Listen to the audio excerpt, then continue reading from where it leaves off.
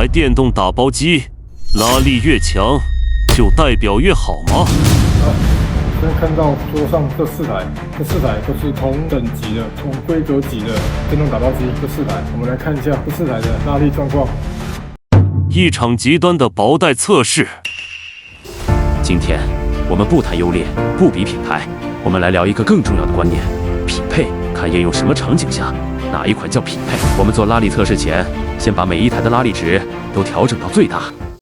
我们用4款市场上常见的电动打包机来挑战同一个极端任务，就是用高张力模式下看薄型打包带的捆紧效果。结果这一台直接把带子拉断了。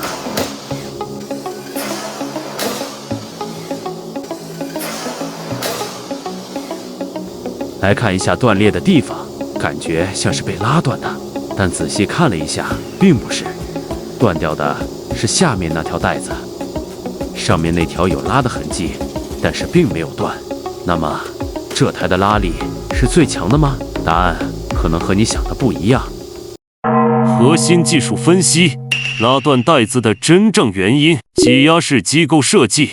好，我们先来看这2台，这2台都属于尖齿的，轮子都是一样大的，同等大小，都属于尖齿，圆一样大，然后一样都是属于夹式的。我们接着来看它的构造，为什么我说它变薄之后会把它夹断？是因为带子进去之后夹紧，它会有一定的空隙嘛，一旦拉紧，它就会越来越紧，越来越紧，越来越紧，所以它进去就变小了，有没有？它一旦变小，带子的承受力就变更薄，当然相对它的强度就变更低，就这原因。所以为什么它会把它拉断？拉断不一定会比较强，拉力比较强，就是这个原因。所以它这2台是属于同样设计，一旦拉紧就会把带子吃饱了，那就代表同样设计在它会拉断，它不会拉断，一样的构造，一样的大小，就代表它的拉力比它还要强。魔鬼就藏在细节。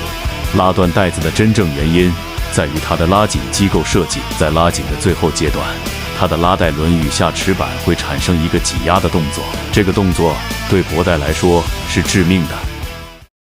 固定式机构设计。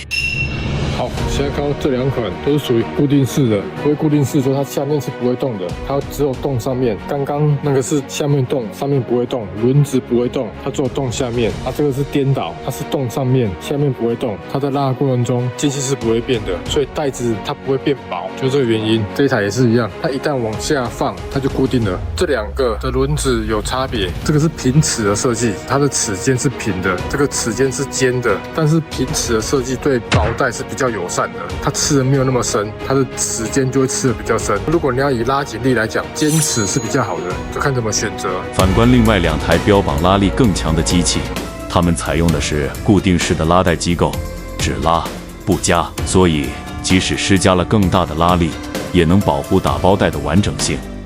后带测试。现在使用0.8毫米的后带来测试。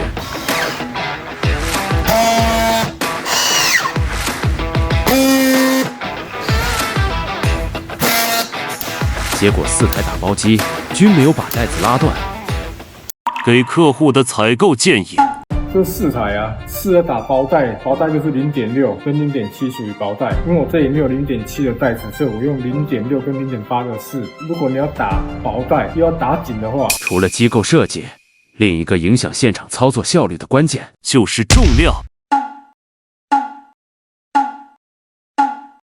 这3台是比较适合的，这台就不适合，因为它会把带子给拉断。如果你要打后带，0.8厚度以上的带子都适合，而且都拉得紧。所以我们做一个简单分析，不会去说哪一台好，哪一台坏。就是如果你要做选择的话，打薄带如果不拉紧，这4台都可以选择。如果你要拉紧，你要使用薄带又要拉紧，那就这3台可以选择。如果你要打后带又要打紧，这3台会比较适合。那这台拉力比较低，所以如果你要打后带又要打紧，这3台都是可以选择的，而且不会把带子拉断。基本上的选购跟判别就是这样，这4台差别就在这里。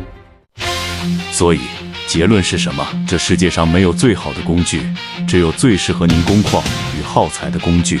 如果您工厂主要使用薄型带，又追求极致的捆紧度，那您在采购时建议选择采用固定式机构的机种。如果您使用的是厚型带，那这4台工具其实都能胜任，拉断带子的问题也就不存在了。而这就是专业维修之外，我们能为您提供的顾问级采购建议。没错，比买贵更浪费。想为您的产线找到最匹配的工具吗？欢迎随时与我们聊聊。